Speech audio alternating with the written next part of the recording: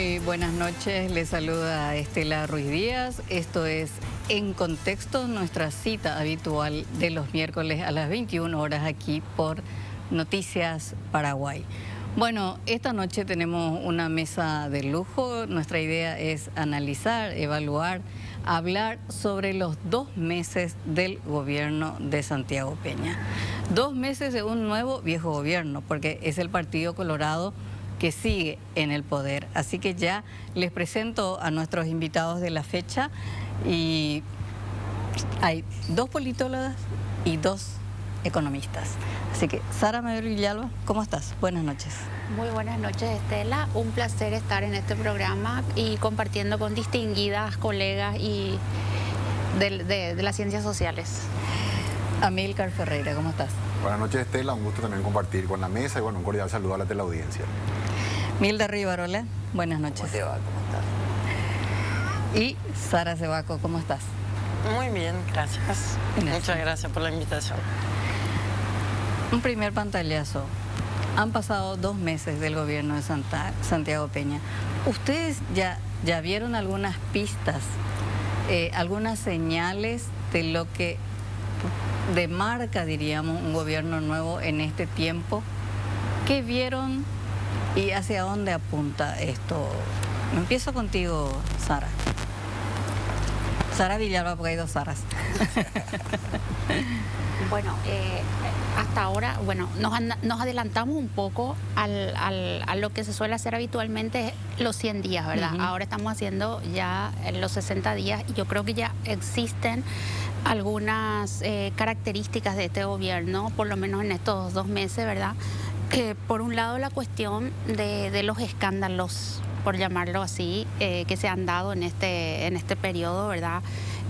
Varios escándalos donde además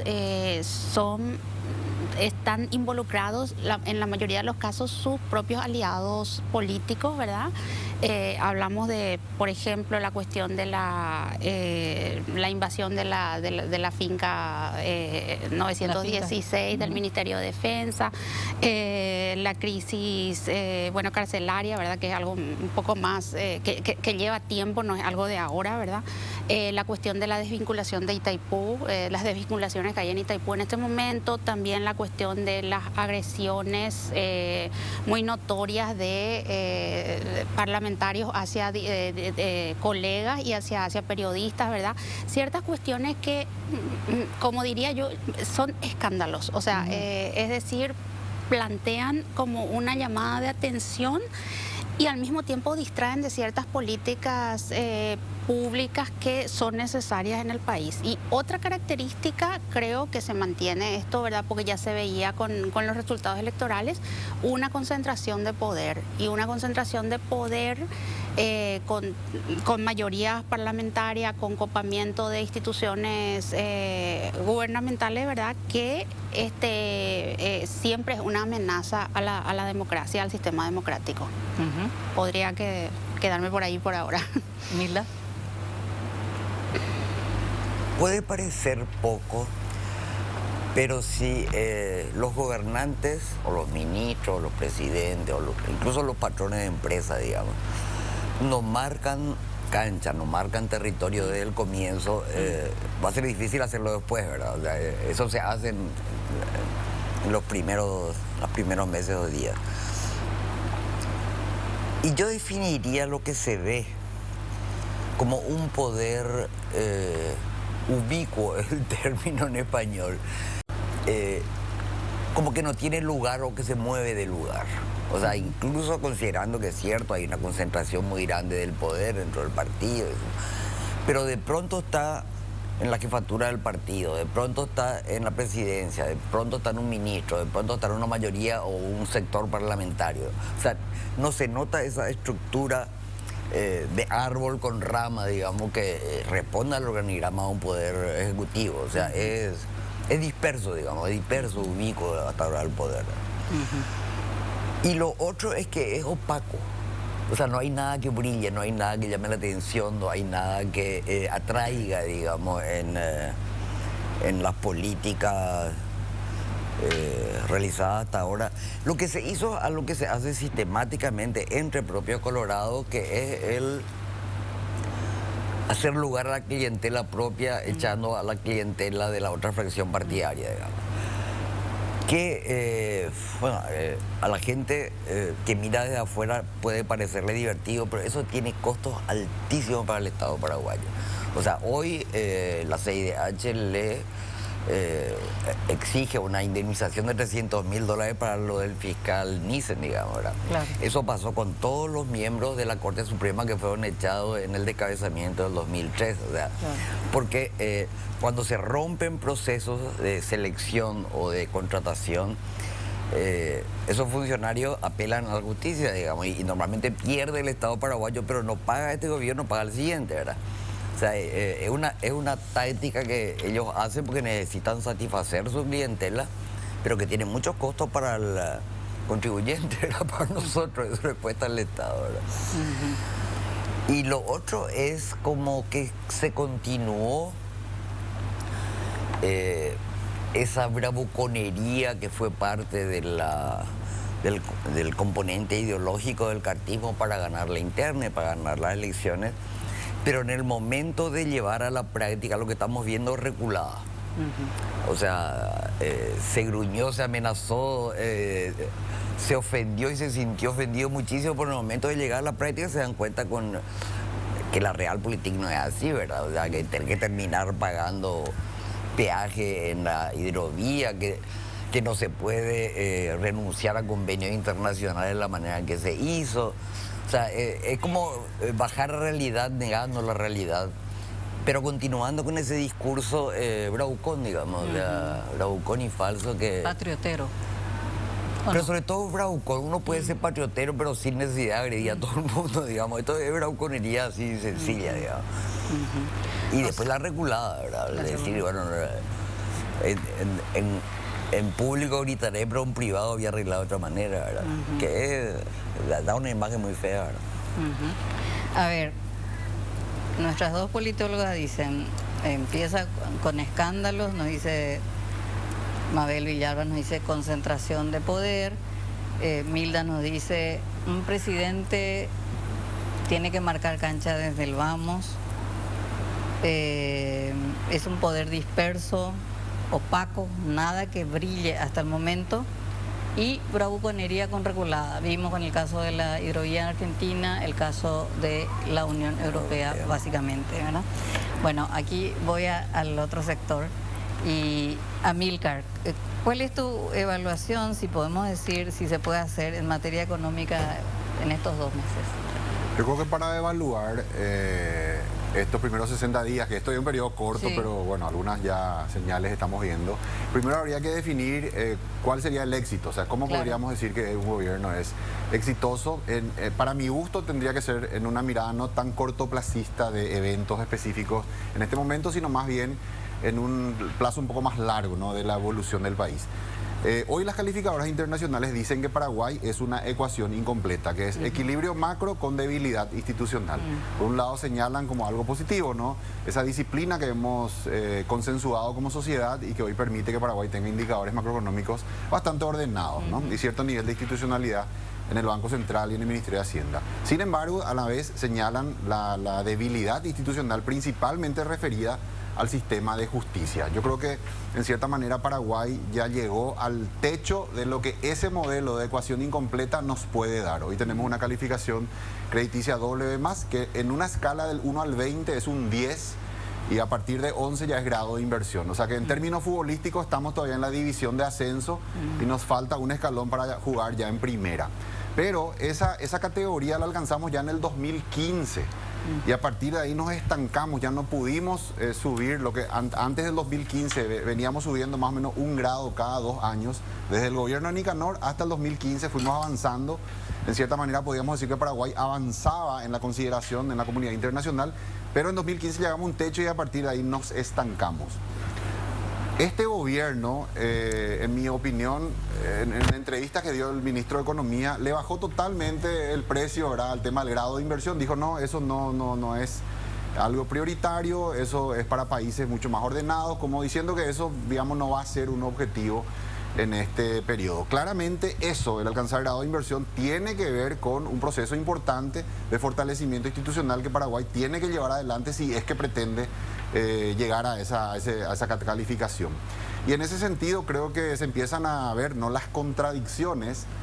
Por un lado, una fuerza política que ganó las elecciones, pero cuyo líder a la vez está, digamos, incluido en la lista OFAC, tiene, digamos, cuestiones que, en la opinión yo creo que de muchos paraguayos y también de la comunidad internacional, la justicia tiene que actuar, tiene que investigar, tiene que, digamos, avanzar, y hasta ahora hemos visto que ha sido muy tímida, en algunos casos directamente no ha actuado. Entonces hay como una deuda pendiente de la justicia paraguaya ante la comunidad internacional y, ¿por qué no?, también ante la comunidad nacional, ¿no? Y creo que es ahí donde probablemente va a estar el foco, ¿verdad?, de si Paraguay da pasos decididos en ese fortalecimiento institucional, de soltarle ya las amarras a la justicia, de ir ya a un modelo de justicia manejada por caciques políticos, por poderes fácticos, que es lo que ha sucedido hasta ahora, a un esquema ya de justicia independiente, similar al que tienen países de la región, para no ir muy lejos, ¿verdad? Un país como Perú, que ha tenido graves escándalos políticos, ha destituido presidentes, pero a pesar de eso tiene grado de inversión, ¿verdad? Porque creo que nadie pone en duda que la justicia peruana, la fiscalía peruana, tiene los pantalones largos puestos y actúa cuando corresponde. Entonces, ¿qué pasa con un país que no tiene esa categoría de grado de inversión? Es probable que pueda atraer cierta inversión pequeña y quizás hasta mediana, pero las grandes inversiones, las inversiones importantes, las que realmente tienen la capacidad de modificar, digamos, la estructura económica paraguaya, no van a venir hasta tanto Paraguay no dé señales claras, porque estos grandes capitales, bueno, necesitan garantías jurídicas. Y yo creo que un poco en esa tensión que se genera entre un Cartes queriendo, digamos, defenderse, quizá mantener, digamos, ciertos niveles de impunidad, y por otro lado la necesidad país de avanzar en ese proceso de fortalecimiento institucional, se va a debatir el éxito o el fracaso de este gobierno. Y en ese sentido creo que las primeras señales no han sido nada auspiciosas. El nombramiento de este señor Rivas y el otro, ¿verdad? Dos personas que yo creo que no reúnen, pero mínimamente condiciones académicas, intelectuales, hasta inclusive de altura moral, ¿verdad?, para ser ni más ni menos que juez de jueces, ¿verdad?, en el jurado de enjuiciamiento de magistrados. Y creo que esas son señales muy contrarias a lo que Paraguay necesita en esta etapa de su historia. Es más bien un manoseo a la justicia, es una señal, digamos, de desprecio a las instituciones, más bien de degradación de las instituciones, totalmente en sentido contrario a lo que Paraguay necesita en este momento. Y ya cierro con esto. Creo que también el gobierno se ha empantanado en estos primeros 60 días en problemas en el manejo de las relaciones exteriores, y yo diría más en lenguaje tenístico, por errores no forzados, o sea, por errores propios y no generados, por ejemplo, por la oposición o por algún otro factor. El discurso de asunción al cargo del presidente Santiago Peña adopta una posición a favor de Ucrania, que bueno, podemos estar de acuerdo, ¿verdad?, pero descalificando a Rusia. Esto inclusive generó la llamada del embajador ruso a Moscú, ¿verdad? Tuvo que ir, que en lenguaje diplomático vos sabés que esto significa, ¿verdad?, un enfriamiento, digamos, las relaciones. Yo digo algo que, bueno, el conflicto entre Rusia y Ucrania, seguramente tenemos nuestras opiniones, que muchos somos, digamos, proclives a la posición ucraniana, pero creo que no hay que dejar de tener en cuenta también que Rusia es el segundo comprador de carne de Paraguay y es también un gran productor de fertilizantes, ¿verdad? Esa es la razón por la cual Brasil tiene mucho cuidado, digamos, de cuidar también esa relación en Rusia, no meterse demasiado en ese conflicto, porque imagínate, se pone en riesgo todo el sector agrícola, ¿verdad?, por la provisión de los insumos. Entonces creo que era innecesario eso, el comprarse innecesariamente un conflicto. Primer error, en mi opinión. Segundo error, este tema de la Unión Europea, que fue un tema de campaña, todo un invento, ¿verdad?, que se construyó, una campaña de miedo, en cierta manera, de manera simple, para que la audiencia, digamos, lo entienda o lo interprete. Se acusó a la Unión Europea de que tenía un plan para volver homosexuales a los niños paraguayos, algo totalmente inconcebible, ¿verdad? Lo que le sirvió seguramente en parte para generar ese miedo y, bueno, ayudarle a ganar las elecciones, pero que hoy, en términos del manejo de la relación con la Unión Europea, se vuelve impresentable, ¿verdad? Yo creo que el trabajo más difícil le toca al canciller, entre paréntesis digo, un excelente profesional de las relaciones exteriores, pero le toca un trabajo muy difícil, porque sentarte a la mesa, decirle a la Unión Europea, bueno, ahora ustedes tienen que aceptar que esto que nosotros dijimos era cierto, y que dado que era cierto, tenemos que cambiar este convenio, cosa que seguramente, yo me imagino, en esa reunión la Unión Europea le habrá dicho, pero de ninguna manera vamos a aceptar porque eso no es cierto, eso es un invento, una característica, hasta diría pintoresca de la política doméstica que ahora quieren llevarlo al plano de las relaciones internacionales, impresentable. Entonces la solución final fue cambiarle el título al convenio, presentar unas notas reversales que hasta ahora parece que nadie vio o se mantiene hasta medio en secreto, pareciera que son notas reversales medio vergonzosas, ¿verdad?, para el gobierno. Entonces un fiasco realmente. Luego el anuncio de mudar la embajada de Israel de Tel Aviv a Jerusalén. Costa Rica lo hizo allá por la década del 80, había mudado su embajada. Y un tiempo después el presidente Óscar Arias revirtió esa decisión, y cuando él explicó de por qué revirtió esa decisión, dijo que fue uno de los mayores errores históricos de Costa Rica, porque a partir de que esa embajada se mudó, Costa Rica ya no pudo conseguir ni siquiera reuniones con países árabes. Entonces fíjate la contradicción. El gobierno ha recibido delegaciones acá en Paraguay de países árabes, ha anunciado, digamos, el interés de atraer inversión árabe y a la vez anuncia su decisión prácticamente de mudar la embajada, algo totalmente innecesario. En el caso de hacerlo, nosotros seríamos el cuarto país que muda su embajada a Jerusalén, con otros países irrelevantes como Guatemala, Honduras, Kosovo, que son los que tienen su embajada en Jerusalén, y ganarnos la enemistad de todo el mundo árabe. Te repito, Costa Rica, hay que leer nomás la experiencia de ellos, ¿verdad? Entonces, una contradicción enorme, ¿verdad? O sea, todo para agradar al patrón político que le agarró, digo yo, israelismo súbito extremo a partir de una visita que hizo con su amigo del alma a Israel. Entonces, en este momento se pretende gestionar las relaciones internacionales de Paraguay, en mi opinión, afectando los intereses paraguayos al cerrar todo ese relacionamiento con el mundo árabe, para ponerse bien con el patrón político. Y entonces, una serie de errores, en mi opinión. Bueno, el conflicto con Argentina. Un presidente que acababa de asumir, el presidente Santiago Peña, va y brinda entrevistas a la prensa argentina, y en un momento dado, la periodista, muy hábil por cierto, le hace una pregunta, le dice: ¿usted le compraría un auto usado al ministro de Economía, Massa, que es ni más ni menos que candidato del oficialismo en Argentina? Y nuestro presidente, ¿verdad?, en lo que yo creo que es una torpeza, dice sí, como que le cancherea, se hace el canchero y dice sí, no, yo no le compraría un auto usado. Generando, digamos, yo creo que un presidente de la República no puede rebajarse a hacer eso. Mira, sería el equivalente a que en la campaña política paraguaya el presidente argentino Alberto Fernández brinde una entrevista a medios paraguayos y se haga el canchero con algunos de los candidatos que están en pugna. Sergio Massa, nos guste o no, es un candidato que está compitiendo en la carrera presidencial por Argentina. No corresponde que un presidente paraguayo en funciones vaya y se haga el canchero en una entrevista. Entonces yo creo que una serie de errores en el manejo de las relaciones exteriores que hoy, en cierta manera, genera un cierto aislamiento, ¿verdad? Relaciones tensas con Estados Unidos por el tema Cartes. Ni más ni menos que el presidente del Congreso salió hace poco y dijo que acusando a Estados Unidos de que intervino para hacerle mentir a este testigo. Creo que declaraciones totalmente inoportunas que no contribuyen, ¿verdad? Relaciones tensas con Estados Unidos, relaciones tensas con la Unión Europea por el tema de la acusación del convenio. El embajador de Rusia, que es llamado por su cancillería. Relaciones exteriores, o sea, aplazado. Nos estamos quedando aislados, ¿verdad? Vamos a hablar de ese tema más tarde. Sara, creo que tu especialidad es un poco más la cuestión rural, la cuestión campesina. Para que te presentes más a nuestra audiencia, porque Milda, Mabel Villalba y Amílcar habitualmente están aquí, siempre nos honran con su visita, ¿verdad? Pero contigo siempre es muy difícil. Entonces me gustaría que te presentes cuál es tu especialidad de la economía. Sí, yo soy economista formada en Francia.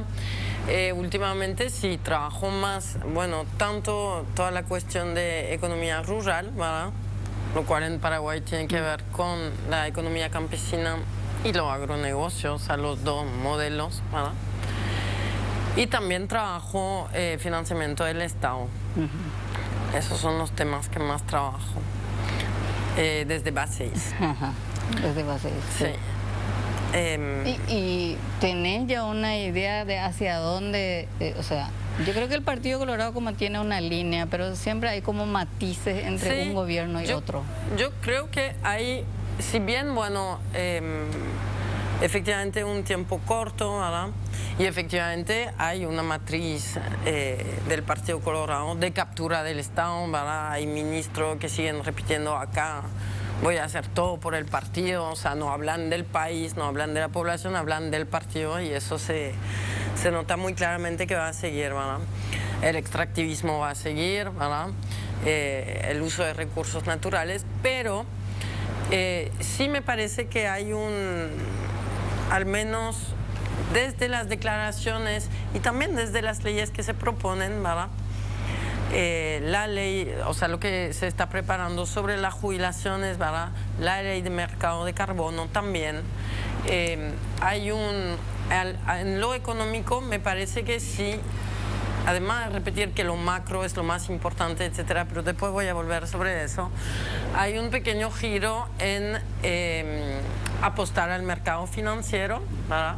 Mucho más, o al menos con más énfasis que antes, creo yo, para la gestión tanto de, o sea, digamos, para habilitar el crecimiento del mercado financiero para todo lo privado, para el sector privado, pero también sobre los bienes públicos.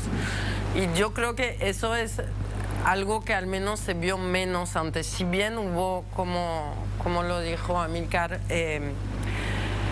todo lo intento para lograr el grado de inversión, pero que eso tiene que ver con justamente la institucionalidad que este gobierno, en las condiciones en las cuales fue electo, es muy difícil que lo logren ahora con las relaciones que se tienen con Estados Unidos. O sea, la mayor inversión, ¿quién va a definir el grado de inversión, verdad? No va a ser Brasil en realidad tampoco, o sea, obviamente es con la aprobación de Estados Unidos. Entonces, porque es la mayor inversión finalmente que puede venir.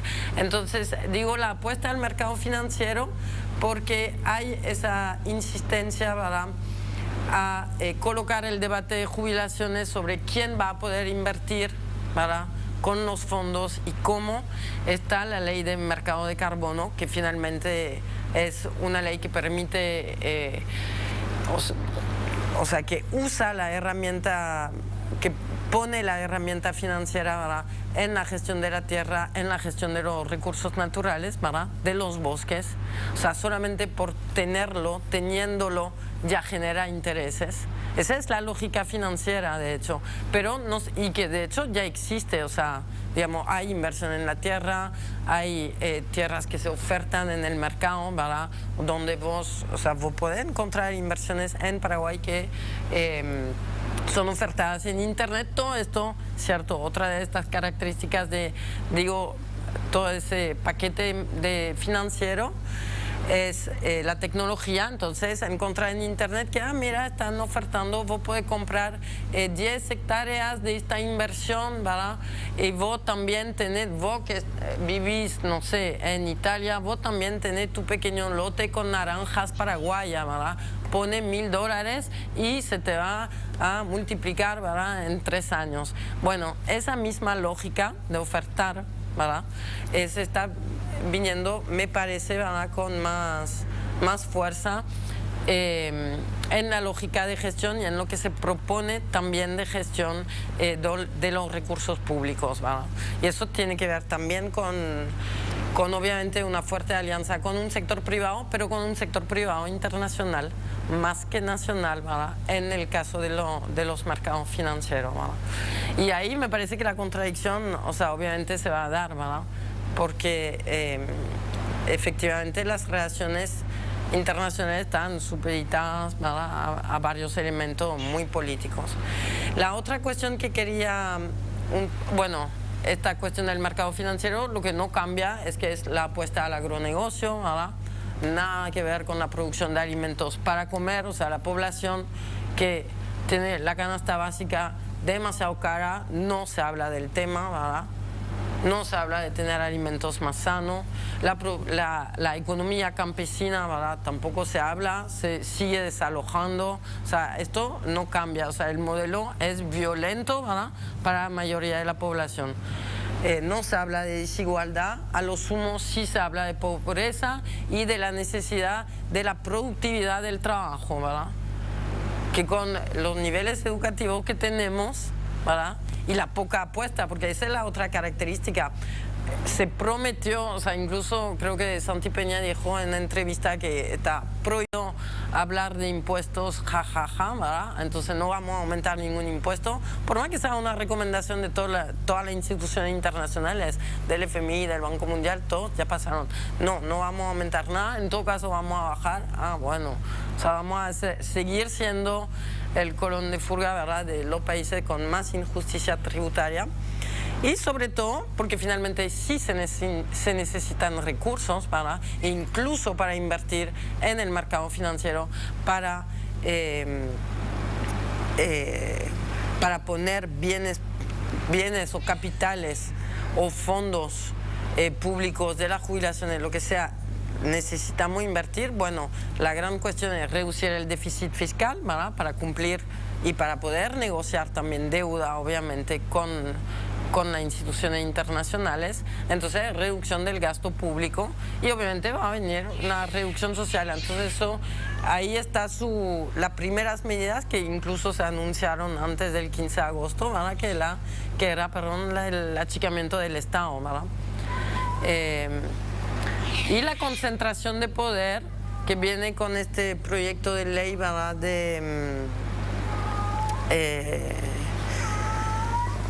medidas extraordinarias de gestión para finanzas públicas, ¿verdad?, donde el presidente efectivamente puede, él, sin acuerdo del Estado, emitir deuda, ¿verdad?, o tomar la decisión de emitir bonos y usar el dinero de ciertas cajas, ¿verdad?, de los cargos vacantes, etcétera. Entonces, eso un poquito. Bueno, a nivel económico, entonces, Amílcar nos hablaba de una ecuación incompleta, diríamos, la macroeconomía siempre elogiada, la macroeconomía estable, pero en paralelo, diríamos, la debilidad institucional y que el gobierno se empantanó básicamente en relaciones exteriores. Y Sara Cebaco un poco que dice que va a continuar esta política económica de extractivismo, que hay un giro, dice, en apostar al mercado financiero, apuesta fuerte al agronegocio y no se habla de economía campesina y de modelo violento. Tenemos un gato acá. Tenemos, creo que, una convención gatuna acá paralelamente a nuestra charla. Así que si están escuchando esos maullidos. Y bueno, ¿y qué te parece si hacemos una pausa, Jenny? Y a la vuelta a lo mejor ya le invitamos a Don Gato y su pandilla que vayan a otro lugar a hacerse un A la vuelta continuamos con Milda Rivarola, Mabel Villalba, Sara Cebaco y Amílcar Ferreira.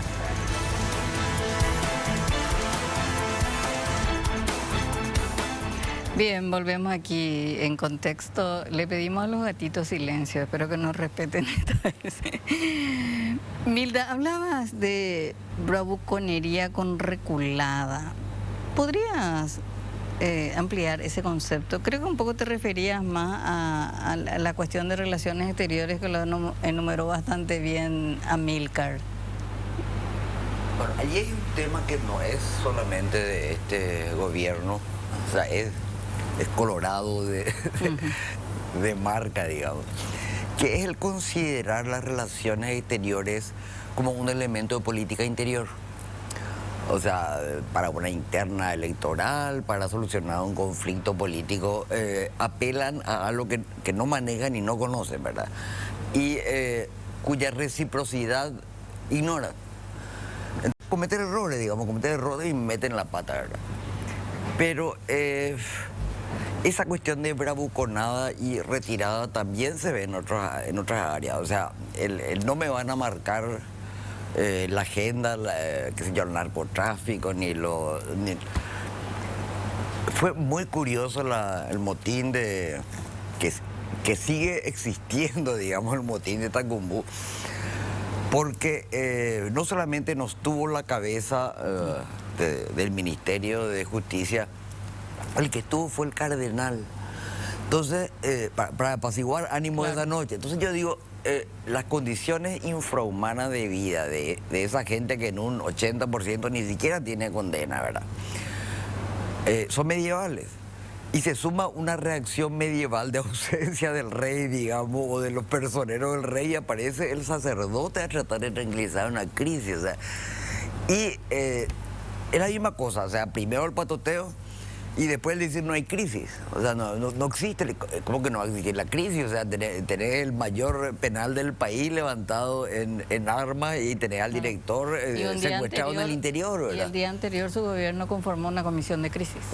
Sí, pero es nomás la bravuconada y en público y la retirada o la negación en privado, digamos. O sea, es bastante... y eso también tiene que ver con la opacidad, o sea, el ministro de Justicia, digamos, o sea, conformó de manera, yo creo que, o sea, no entiendo cómo conformó su gabinete, digamos, pero en los momentos de crisis es el gabinete el que tiene que estar presente, ¿verdad? Y marcar cancha y tomar decisiones y solucionar los conflictos, y eso no se vio en los conflictos que hubo hasta ahora, digamos, o sea.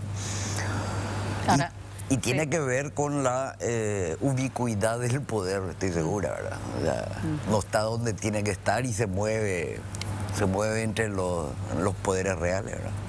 Ahora, hay dos hechos donde hablabas de un poco de marcar la cancha, en el que Santiago Peña se vio obligado a marcar la cancha, no solo dentro de su propio partido, sino dentro de su propio movimiento, diríamos. El caso de Erico Galeano, que claramente él sale, antes de asumir fue esto, ¿no? El desafuero en ese entonces el diputado Erico Galeano, que luego fue senador, y que él marca la cancha y dice, yo digo que él tiene que ser desaforado, ¿verdad? Y su bancada intentó defenderla, o sea, su bancada de Honor Colorado. Y luego con este tema del escándalo de la finca 916, que es un poco la punta del iceberg del negociado de la tierra fiscal en Paraguay entre políticos, militares, empresarios, sectores de la sociedad. Como que más allá de la mayoría absoluta que tiene el Partido Colorado en ambas cámaras, el escándalo es tan grande que se vio obligado a salir a marcar distancia, por lo menos. Cuando que en realidad con la mayoría podían haber dicho no, o sea, buscado argumentos, diríamos, para justificar. ¿Por qué crees que, por ejemplo, en el caso de la finca... Habría que ver qué sucede en los meses siguientes con los ocupantes de esa finca y con los senadores responsables de esa ley de expropiación o de transferencia, digamos. Porque la otra historia es que se hacen gestos teatrales y espectaculares, pero cuando... a la postre ves en qué resultó, no resultó nada, digamos. O sea, eso se va así alargando hasta que nadie se acuerde más de nada, ¿verdad? Claro. De 18 hasta ahora, solo 3 entregaron las llaves. La otra historia, no es mi tema, por eso va de aquel lado, que tiene que ver con esa ausencia de la mirada política de Estado a largo plazo, ¿verdad? Está bien, no se va a aumentar los impuestos, están muy satisfechos los sectores, sobre todo aeroportadores y terratenientes que de hecho no pagaban luego, y aquellos que nunca pagaron ni siquiera el impuesto a la renta personal porque dedujeron todo, digamos. Pero el nivel de responsabilidad que hay en seguir endeudándole a las 2 o 3 siguientes generaciones con deuda para pagar deuda. O sea, ya hubo otro pedido de otros 600 millones de dólares que se va a manejar mucho más discrecionalmente que antes, porque ni siquiera hay oposición parlamentaria, digamos, ¿verdad? Pero ya estamos en el límite del endeudamiento sobre el PIB nacional y la práctica va a seguir siendo esa. O sea, vamos a llegar al límite, vamos a forzar ese límite y vamos a seguir endeudando a los nietos por incapacidad política de hacer reforma tributaria, sencillamente, por no quedar mal con los reales captores del Estado paraguayo, ¿verdad? O sea, y eso también es muy preocupante, o sea, vamos a seguir pateando la pelota a las terceras generaciones, digamos, y endeudándolas. Sara, decías que el tema, la crisis penitenciaria es la primera gran crisis, porque la política tiene esas particularidades, quizás la economía como que más tranquilo, se habla menos también porque es un tema menos espectacular, pero la política como que le obliga al presidente a tomar posiciones y a resolver los conflictos, ¿verdad? ¿La crisis penitenciaria es la primera gran crisis o hay otras a tu criterio? No, yo creo que, a ver, yo diría que estas crisis que mencionaba, más que como crisis, yo mencionaba como escándalos, ¿verdad? Situaciones que se daban, que le obligaban al presidente a tomar partido. Y yo creo que todavía se van a dar muchas de estas cuestiones porque este gobierno tiene como dos cabezas, ¿verdad? O sea, está el presidente, pero está en este momento el presidente del Partido Colorado, que fue el mentor, ¿verdad? Y el financista y bueno, una serie de cuestiones. Entonces, permanentemente tiene estos desafíos de estar entre por un lado, responder lo que es su presidencia, ¿verdad? Y su presidencia ante el mundo, ¿verdad? O sea, lo que decía el colega, ante las relaciones internacionales. Y por otro lado, responder a los diferentes pedidos, presiones que están dentro del propio movimiento. Y yo creo que esa situación va generando como diversas crisis por un lado, escándalos por otro, ¿verdad? En este caso, hay una agenda muy fuerte ahora que se ve con Estados Unidos, ¿verdad?, de combate a la corrupción y el crimen organizado.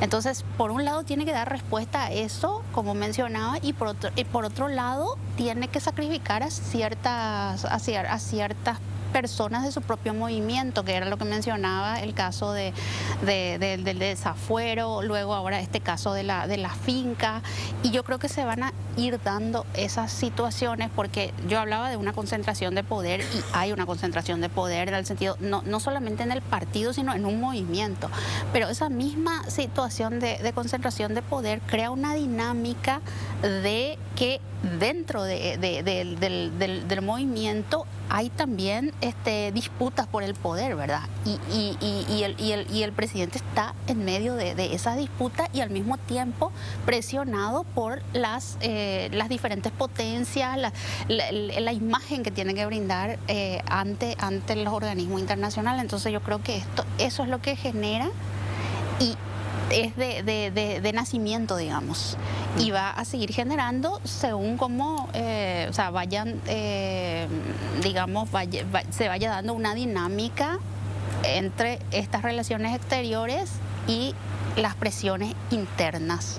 Y eso agravado con lo que decía la colega Milda, ¿verdad?, de que muchas cuestiones se plantean como cuestiones internas y no se puede ver como políticas de Estado y tampoco políticas de relaciones internacionales.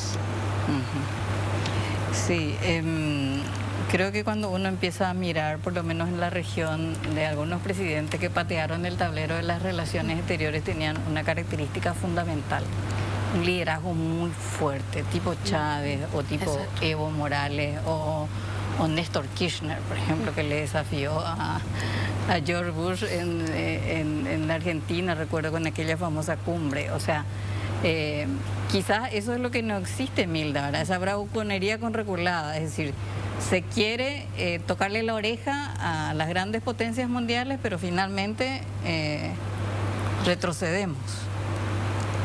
Porque decías vos, hay una visión como mediterránea de las relaciones exteriores. Pueblerina. Yo creo que ahí se tocó un tema central, ¿verdad? Sí. Yo lo veo al presidente un poco prisionero, ¿verdad? Porque el presidente, por su formación, es una persona joven, formada en el exterior, conoce cómo funciona el mundo, conoce, digamos, todas las reglas que hoy se exigen para ser un país, digamos, considerado comunidad internacional. Pero creo que está un poco prisionero, ¿verdad?, de una serie de situaciones. Fíjate que, por ejemplo, convocó, en las primeras semanas de su gobierno, convoca una ni más ni menos que en una cumbre de Estado, de poderes del Estado, un domingo, no sé si recordarás. 4 días después de asumir. Un domingo, ¿verdad? Le reúne al presidente de la Corte Suprema de Justicia, al presidente del Congreso, al Contralor General de la República, al presidente de la República y al vicepresidente de la República. Entonces digo, qué llamativo, pero bueno, es el camino correcto, ¿verdad? El mensaje un poco fue, vamos a trabajar en conjunto para fortalecer las instituciones. Después se repitió esa cumbre ya en un día de semana. Poco después se filtra un documento, supuestamente un documento interno del gobierno de los Estados Unidos, ¿verdad? Que luego la embajada ni desmiente ni confirma, ¿verdad? Pero ahí como que parece se enfrió todo ese tema del mensaje decidido, el combate a la corrupción. Inmediatamente fue convocado a la Junta de Gobierno del Partido Colorado con todo su gabinete para presentar su plan de gobierno, ¿verdad? Y a continuación hubo una serie de notas de apoyo, ¿verdad? Al presidente Cartes, etcétera, como... Entonces parece que se enfrió todo eso, ¿verdad? Entonces nada más digo, como pareciera no que el presidente está un poco... De repente hay destellos de que quiere hacer las cosas, de que tiene claro cuál es el camino del fortalecimiento institucional, pero después choca, ¿verdad? Con una realidad de poderes fácticos, de intereses internos, de gente que quiere, digamos, mantener todavía ciertos esquemas de control de la justicia. A continuación vimos, por ejemplo, recientemente ya el nombramiento de un hermano del fiscal general del Estado en Itaipú. Es muy llamativo, ¿verdad? Pareciera que, bueno, están ahí esas dos fuerzas, una que quiere de repente hacer bien las cosas y otra más bien que privilegia los intereses de ciertos hombres poderosos en nuestro país. Y yo creo que un poco en eso se va a debatir el éxito o el fracaso de este gobierno. Yo, continuando por lo que decía en mi primera intervención, yo creo que el fracaso de este gobierno va a ser que simplemente no pase nada relevante en Paraguay. Ni siquiera el fracaso lo defino como un declive económico, sino que simplemente... O sea, vos no crees con eso del resurgir de un gigante. Un status quo por la imposibilidad de avanzar en el fortalecimiento institucional. Toda la comunidad internacional está mirando, tiene claro que eso es lo que Paraguay necesita, es la ecuación incompleta. Avanzamos ya en el equilibrio macro, pero ahora la gran tarea pendiente, la gran tarea de esta época que nos toca vivir es el fortalecimiento institucional, principalmente referido al sistema de justicia, al Poder Judicial y a la Fiscalía, ponerse los pantalones largos, actuar, castigar nosotros a nuestros propios corruptos. ¿Qué opinas En la vos medida que no podamos avanzar en eso, no va a pasar nada, pero, simplemente. ¿y qué opinas con respecto un poco a el endeudamiento, como decía Milda, para pagar más deudas y esa, no sé, invisibilización de un sector social para el que no hay como políticas públicas excepto el combate a la pobreza? O sea, es decir, ¿cómo ves al gobierno en ese sentido? ¿No tiene la mirada social? ¿No le importa? ¿Cómo ves esa parte? ¿Estás de acuerdo con que no aumenten los impuestos? Mira, nosotros hemos venido avanzando, hemos tenido algunos logros, digamos, como te decía, en lo referido al manejo monetario, en lo referido al equilibrio fiscal. Claro, ya hablamos hace 2015 ya eso. Exacto. Pero creo que, bueno, en este momento, al término del gobierno de Mario Abdo, llegamos ya a un tope de un endeudamiento. Dicho de manera simple, ya agotamos la tarjeta de crédito. Ya, ya, digamos, a partir de ahora ya no se va a poder recurrir a ese mecanismo del endeudamiento creciente para activar, digamos, las obras públicas. Entonces, por eso que era tan importante el grado de inversión, porque en cierta manera vos desde el año 2013 que Paraguay empezó, gobierno del presidente Federico Franco, empieza el proceso de emisión de bonos y endeudamiento creciente. Era en cierta manera una forma un tanto artificial de mantener la actividad económica desde el lado de la inversión pública con ese endeudamiento creciente. Pero ahora esa herramienta se agotó, llegó ya a un tope, entonces ya no va a poder hacerse uso, por lo menos de manera relevante, de ese endeudamiento. Y por eso era importante alcanzar el grado de inversión, por lo que correspondía que sucediera ahora era que la inversión privada, genuina, a partir de alianzas público-privadas, de procesos de inversión privada, sustituyera lo que era la inversión pública con endeudamiento. Pero creo que no hicimos ni lo uno ni lo otro, ¿verdad? Agotamos el endeudamiento, no avanzamos en el proceso de fortalecimiento institucional. Te repito, venimos estancados en 2015 en la misma calificación crediticia. Y ahora ¿qué? Es como la gran pregunta. Es la misma pregunta que Paraguay enfrentó a finales de la década del 70. Se termina Itaipú, Paraguay vivió un boom económico durante toda la década del 70, creció al 8,3% como nunca. Durante toda esa década termina Itaipú y Paraguay enfrenta enfrenta a una pregunta. Bueno, ¿ahora qué? Terminó Itaipú, ¿ahora qué? Y hoy en retrospectiva vemos que no supimos como país responder esa pregunta y las 2 décadas que siguieron fueron de estancamiento, la del 80 y la del 90. La del 80 fue una época de declive económico, el fin de la economía del algodón, turbulencia política ya en la segunda mitad de los 80, cambio político en el 89 y la década del 90 fue la de la crisis financiera, la quiebra masiva de los bancos. Entonces, ahora que agotamos el endeudamiento, un poco enfrentamos de nuevo una pregunta, bueno, ¿ahora qué? Ahora la respuesta correcta hubiera sido, bueno, ahora el fortalecimiento institucional, ahora el grado de inversión, ahora ya convertirnos en un país más serio, empezar ya a jugar en las grandes ligas, pero bueno, ese lastre que significa esa incapacidad de avanzar en el proceso de fortalecimiento institucional es algo que nos expone al riesgo de que simplemente no pase nada. Yo creo que, y repito y cierro con esto, sí, el mayor riesgo no es el declive económico, sino el estancamiento, que sean 5 años nuevamente de no poder avanzar en ese proceso y bueno, en la consideración de la comunidad internacional seremos siempre un país, digamos, que está ahí, que no puede superar sus propias debilidades. Sara. Sí, yo no creo que no pase nada, no creo tampoco en el... Nada relevante, digo. Nada relevante, bueno, yo creo que para la población va a ocurrir cosas relevantes, ¿verdad? Porque dadas las decisiones, o sea, obviamente no va a mejorar. Nosotros queremos ser un país serio.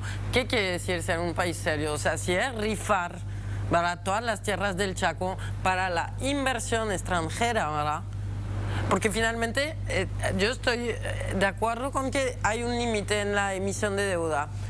Creo que todavía se va a emitir deuda, de hecho creo que el gobierno se está reuniendo ahora con el FMI, etcétera, ¿verdad? Y otros bancos, el BID todavía va a dar, ¿verdad? Y además va a dar a inversores privados que van a invertir en Paraguay, porque esa es la política también del BID y también del Banco Mundial, no son solamente préstamos, etcétera, que se hacen al Estado, ¿verdad? Entonces, hay una participación cada vez mayor de un sector privado. Por eso, y de hecho, la emisión de deuda, porque nuestra deuda pública creció enormemente. ¿Con quién? Con Santi Peña, ¿verdad? O sea, él fue el gran...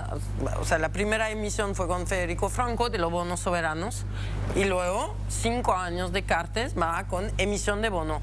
En eso se concentró, ¿verdad?, su gestión como ministro de Hacienda. Emitir bono soberano. ¿Qué hizo eso? Fortaleció el mercado financiero. Por eso vuelvo a esta historia de mercado financiero, porque finalmente ahora, ¿qué vemos? Se está buscando efectivamente, o sea, vamos a reducir el déficit público porque necesitamos dinero, porque efectivamente, de todas maneras, va a haber una mala calificación, ¿verdad?, sobre el tema de deuda, y eso también puede afectar el grado de inversión. Entonces, que es finalmente la gran presión, ¿verdad?, del sector financiero y de los grandes, de al menos la gente seria, que podríamos decir, ¿verdad?, que quiere invertir en el país, ¿verdad?, o quiere seguir haciendo su negocio. Pero finalmente, entonces, estamos viendo qué recursos tiene Paraguay. Tiene recursos naturales, ¿verdad? Eso, o sea, hay tierra que no se usa todavía, entonces vamos a especular sobre esta tierra, vamos a especular sobre los fondos de jubilaciones, ¿verdad? Y no sé, o sea, se da en otros países la especulación sobre programas sociales, etcétera. Entonces, con esto vamos a promover una inversión financiera un poquito distinta, nuevas herramientas, ¿verdad?, pero que permita mover algo, ¿verdad? Ahora, esto para mí, ¿verdad?, no, que es ya un camino, o sea, uno es una incursión mayor del mercado financiero para un país como Paraguay, que efectivamente, o sea, digamos, tiene poquísimas leyes, organismos de control de los flujos financieros nulos, ¿verdad? Nosotros somos un país con flujo ilícito, o sea, estamos bien en los rankings de lo ilícito, o sea, por eso yo concuerdo sí, concuerdo con lo de Milda, o sea, tenemos una gestión opaca. Bueno, el mercado financiero es lo mejor para hacer gestión opaca, ¿verdad? Porque puede aquí crear una empresa acá, mover la guita aquí, acá, se fue aquí con otro nombre, aterrizó acá, ¿verdad?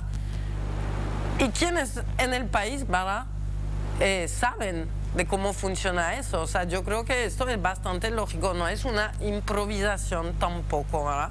Sí, es una sistematización, ¿verdad?, o ponerlo de manera más orgánica, y obviamente, ¿verdad?, va a haber muchos, o sea, un aumento, ¿verdad?, de fondos, pero incluso, digamos, de los fondos de pensiones estadounidenses que quieren invertir en el Chaco, porque hay secreto bancario, hay secreto en todos los círculos del mercado financiero. Entonces, finalmente no vamos a saber muy bien, salvo los que manejan, ¿verdad?, este sector, ¿verdad?, que son las élites de siempre, finalmente, y los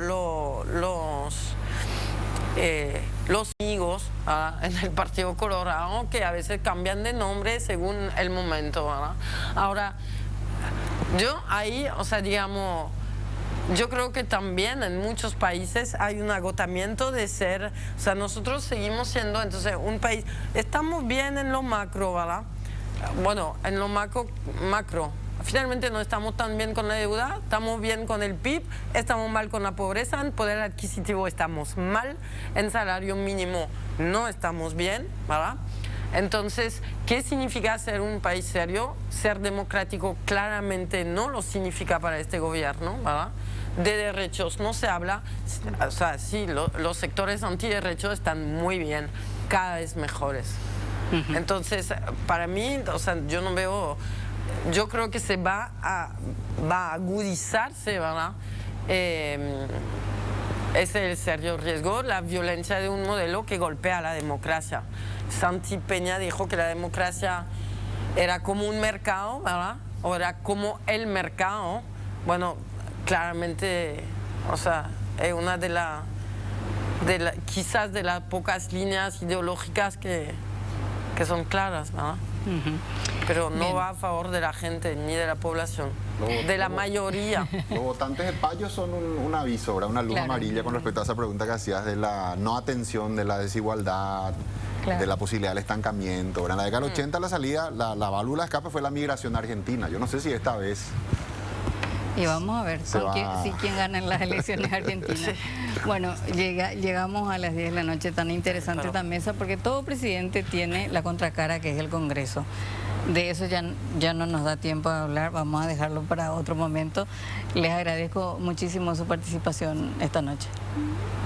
Gracias, Estela. Por favor, a ustedes. Bueno, yo les invito a seguir con nosotros porque vamos a hablar con Celsa Ramírez Rodas. Ella es protagonista del documental Guapo. Ese documental habla de su vida, de su vivencia durante la dictadura estronista. No les cuento más porque quiero que se queden. Bien, continuamos aquí en Contexto y tenemos una visita muy importante. Ella es Celsa Ramírez Rodas, ella es la viuda de un desaparecido de la dictadura, estamos hablando de Derlis Villagra. Nos visita porque en breve en Paraguay vamos a ver un documental denominado Guapo, donde Celsa Ramírez nos cuenta su historia. Pero es mejor que lo haga ella ya. Buenas noches, Celsa, ¿cómo está? Buenas noches, un gusto. ¿Cómo le va? Todo bien. ¿Trajo la foto de Derlis? La foto de Derlis. Sí. Que hace 48 años va a ser ahora en 30 de noviembre, que a él lo detuvieron, fue apresado, fue torturado, hubieron compañeros que lo vieron a él, y hasta hoy estamos sin saber, ¿verdad?, dónde está su cuerpo. ¿Dónde está? Sí. ¿Qué es Guapo? Es un documental. Es un documental donde trata una parte de mi vida, ¿verdad? O sea, la vida que pasé en la prisión con muchísimas compañeras y compañeros también. Yo tuve mi bebé en la prisión. O sea, yo estaba embarazada de 4 meses cuando me detuvieron. Y bueno, sobreviví, gracias a Dios, y estoy para hacer memoria. ¿Dónde estuvo detenida? Estuve detenida en investigaciones de la capital y después para la tortura me llevaron a vigilancia y delito. Y bueno, después de la tortura a mí me tuvieron escondida porque estaba muy golpeada.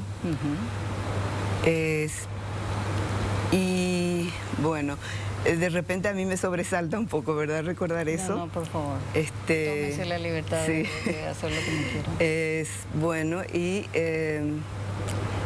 mira, se dieron situaciones así que es un poco como que yo le tengo un agradecimiento enorme a varias compañeras ahí, porque durante la sesión de tortura, a mí una compañera o sea, después sé que es una compañera, ¿verdad? No sabía, pero cuando me quedé sola, ahí cuando quedé tirada, ella tira un papelito por la rendija del piso que estaba y ella me dice, fuerza compañera, en el escrito, ¿verdad?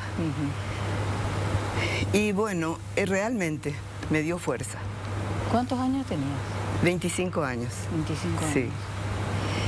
Y me dio fuerza para soportar todo, porque en ese momento yo me di cuenta que perdía todo más o menos, ¿verdad?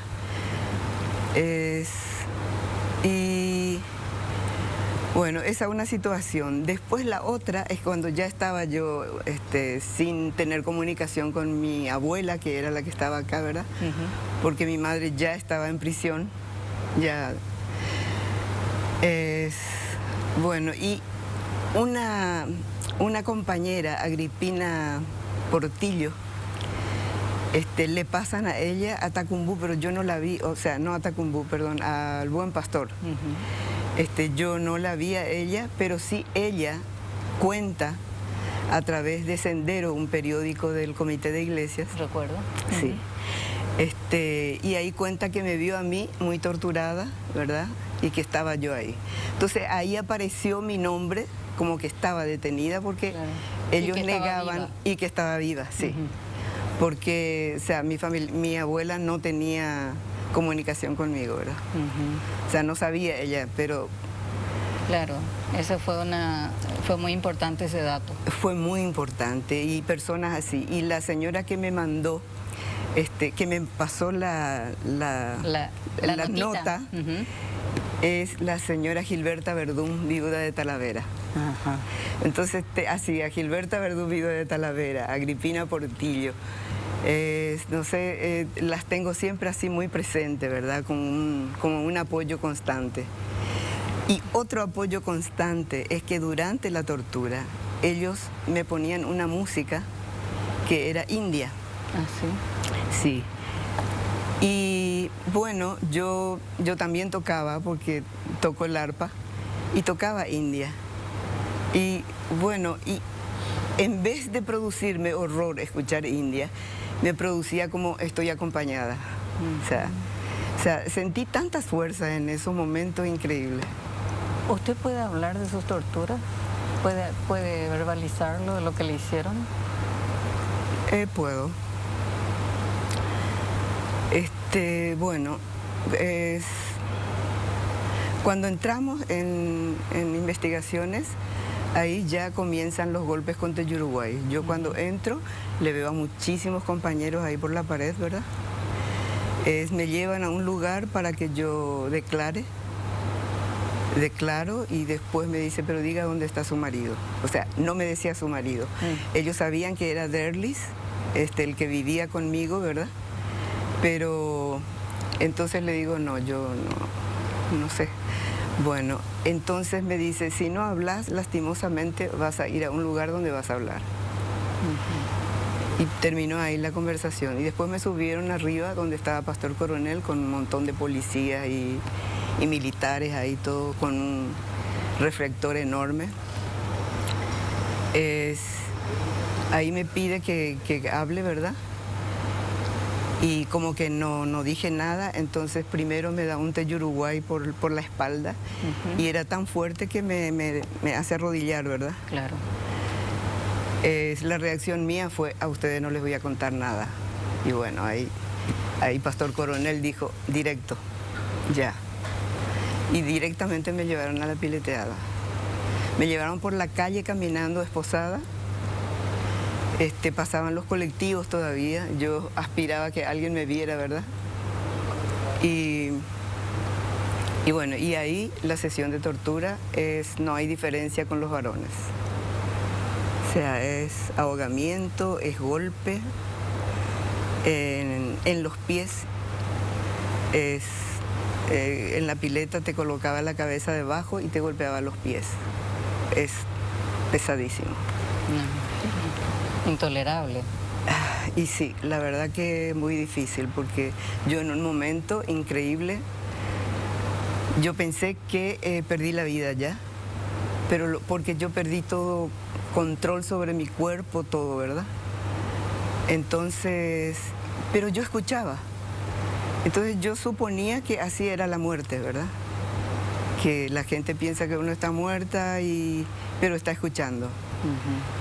Me fui así por ese lado también, ¿verdad? Y bueno, pero te digo, el cerebro funciona a una capacidad impresionante, que si uno va a relatar todo lo que pensaba, se va a alargar demasiado, ¿verdad? Sí, sí, sí. Pero es muy inhumano, no había compasión porque yo estaba embarazada. Y ellos sabían. Sí, sabían, sí. Lo que también digo, bueno, a pesar de todo, ¿verdad? No me tocaron el vientre. O sea, los golpes eran en todo el cuerpo, pero el vientre no me tocaron. ¿Por qué guapo? Dice que usted sigue curando sus heridas físicas y del alma, supongo, ¿no? Sí, sí, realmente, bueno. No, el guapo es un árbol, pero así, inmenso, súper frondoso es el árbol, donde en emboscada, que estábamos casi 500 entre compañeras y compañeros, y niños, ancianos, estaba ese árbol, y bajo ese árbol nos refugiábamos así en los momentos que podíamos salir y todo eso, ¿verdad? Entonces ahí se cocinaba, ahí se hacía peñas, teatro, música. El comité de iglesias me había llevado un arpa. ¿Ah, sí? Y entonces también toqué el arpa ahí, ¿verdad? En la cárcel.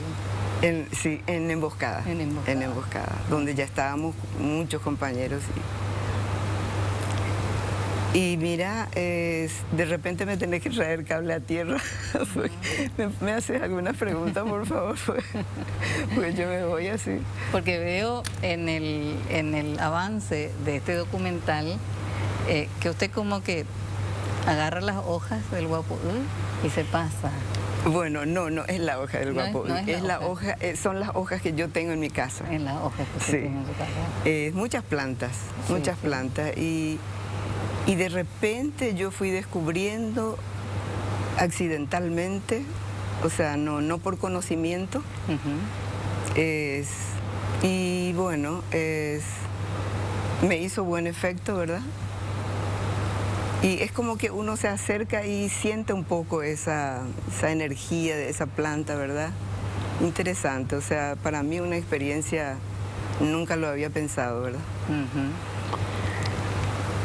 ¿Usted recuerda a sus torturadores? ¿Les vio el rostro? Sí. ¿Pero no sabe sus nombres o sí sabe sus nombres? Sí sé sus nombres. ¿Sabe sus nombres? Sí. Cuando cayó la dictadura, ¿qué sintió? Mira, cuando cayó la dictadura, justo yo estaba en Buenos Aires. Y me entero que sube Rodríguez. Entonces no me entusiasmó mucho, ¿verdad? Pero de cualquier manera, porque sube otro militar, dije yo, no, hay un cambio real, Claro. ¿verdad? Pero bueno, vine a vivir a Paraguay. Yo estaba ya porque yo me exilié en el Brasil, porque en el 80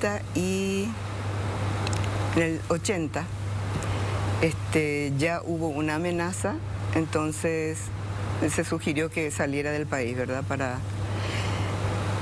Y yo en Brasil tuve 3 hijos, me uní a un compañero que también estuvo preso, Carlos Salaverry, y tuve 3 hijos en Brasil. Son brasileros ellos, pero de alma paraguaya también. Una nena y 2 varones, ¿verdad? Y Derlis. Claro. Y bueno, vinimos, estuvimos en Formosa, donde estaba mi mamá, y entramos al Paraguay, o sea, regresamos al Paraguay. Y desde esa vez nos instalamos, ahí yo comencé a trabajar, ellos a estudiar y bueno, ya crecieron todos. Y Derlis Villagra sigue siendo un desaparecido. Supongo que es un hueco que no puede llenar y que espera alguna vez alguna información que le diga, fue enterrado aquí. Sí, sí, sí. El hecho, yo sé que fue así. Hubieron compañeros que sí me afirmaron, pero yo después de salir recorrí, me fui, averigüé, me fui a embajadas. Me negaron en la embajada norteamericana, me dijo que ellos no sabían nada. Me fui a la embajada venezolana, ahí me dijo sí. Yo le cuento, me dice, y usted tiene que ser fuerte, porque la vida sigue. Después me voy al Ministerio del Interior, donde me atiende Montanaro. ¿Ah, sí? Sí, me atiende. Yo me fui con la tía Aida, o sea, la tía de Derlis, que yo le decía tía Aida. Me atiende y me dice, no, yo no sé nada. Le digo, ¿y dónde puedo averiguar? Y me dice, y andate a Guardia de Seguridad, me dice. Así, como si nada. Y me voy a Guardia de Seguridad. Entonces yo llego ahí y le digo, el ministro del Interior me mandó acá para averiguar por Derlis, que a lo mejor que estaría acá. Y todos se miraron ahí extrañados, ¿qué pasa? ¿Qué pasa? No, no, no, señora, acá no está. No, no. O sea que hice quería una confirmación de ellos, ¿verdad? Pero no, y hasta ahora yo tengo la esperanza de que sí se llegue a identificar los cuerpos, porque hay varios cuerpos ya que el doctor Goiburú está llevando adelante esa investigación y falta la identificación. 4 fueron identificados, pero faltan muchos. Sí, y lo terrible es que en Guardia de Seguridad habían muchos cuerpos y ahí ellos en una zona entraron y perdieron todos los rastros, hicieron perder todos los rastros. ¿Él es invisible en términos documentales, diríamos, o hay algún dato oficial de la época sobre él? No se tocó esa parte. No se tocó esa parte. La gente que quiere ir a ver Guapo, el documental se estrena el 26 de octubre aquí en Asunción. ¿Qué vamos a ver ahí? ¿Qué vamos a ver, Celsa? Mira, yo me conocí con la directora, Sofía Paoli. Ella vino a mi casa pidiendo una entrevista, ¿verdad? Y bueno, comenzamos a hablar, le di la entrevista, pero te digo, llevó muchísimos años. O sea, venía un año, conversábamos, después venía, tomábamos mate, conversábamos. Nos hicimos tan amigas, ¿verdad? Después me dice, mira, yo quiero grabar, pero yo pensé que eran documentales así, cortitos, ¿verdad? Bueno, después fueron pasando, sí, fueron pasando y volví otra vez y conversábamos otra vez. Entonces yo le iba pasando toda la experiencia que también estaba yo recogiendo, ¿verdad? Con relación a las plantas, contándole las angustias y bueno, con amigas, ¿verdad? Porque realmente uno trata de sobrellevar todo. Se tiene que tomar ese coraje, ¿verdad? Pero es eso, un hueco. Que no, ¿dónde está? ¿Dónde está? Sí, y no sé, es esa parte que es como que una herida abierta, ¿verdad? Sí, yo estoy muy alegre, estoy muy feliz con mis hijos, con mis nietas, mis nietos, y estoy feliz. Pero llega un momento en que ese vacío no se puede llenar. Celsa Ramírez, muchísimas gracias por venir aquí, por compartir esta historia dolorosa, Sí. pero que es importante porque tenemos que conocer nuestra historia, sobre todo para no repetirla, así que muchísimas gracias. Gracias a usted por esta oportunidad, porque es muy importante. Nuestra historia tenemos que conocer, porque ahí está nuestro gran error. Nos dejamos llevar a veces por mentiras y no conocemos nuestra historia. Muchísimas gracias. Gracias. A ustedes por acompañarnos como todos los miércoles y por supuesto nos vemos la próxima semana. Muchas gracias.